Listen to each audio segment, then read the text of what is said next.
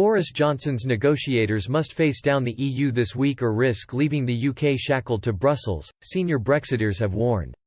Bureaucrats are putting every obstacle in the way of securing a free trade deal by trying to keep the UK tied to the bloc, they say. Leading Tories believe the government could turn to international law if the EU fails to treat Britain like a sovereign state in the negotiations. Talks resume tomorrow with the hope that a deal will be secured by September to allow plenty of time for businesses and the public to prepare for changes coming in next year. The British negotiating team are adamant they will not sign a deal that leaves the UK constrained by EU rules. But there are fears that unless they make a strong stand, the country could still be chained to Brussels, under the rule of the European Court of Justice.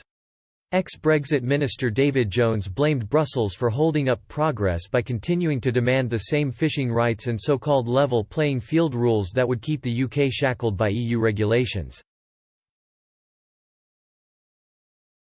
The Tory MP said, "They want us to be tied to EU regulations and have those regulations subject to ECJ jurisdiction, and we want to accept it." Mr. Jones said that the political declaration that set out the free trade negotiations called for both sides to use their best endeavours to strike a deal that recognises UK sovereignty. He said that the government must secure some changes to the withdrawal agreement and insisted everything is up for grabs at the moment in the negotiations. He said, "We need a trade agreement in double quick time, so they need to get on with it and stop listening to all the bellyaching." MPs fear that the Northern Ireland Protocol, which means the region will continue to follow EU customs rules and single market regulations on goods, leaves the whole UK exposed. Former Brexit Secretary David Davis said there was a lack of enthusiasm for Brexit among Whitehall mandarins. Mr. Davis said, "You can probably count on one finger the number of permanent secretaries in Whitehall who voted for Brexit.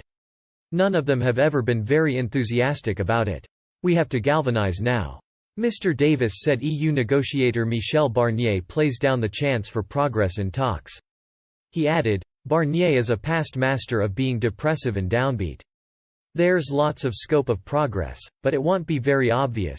A source close to David Frost, Britain's top negotiator, said, "We remain committed to working hard to find the outlines of a balanced agreement."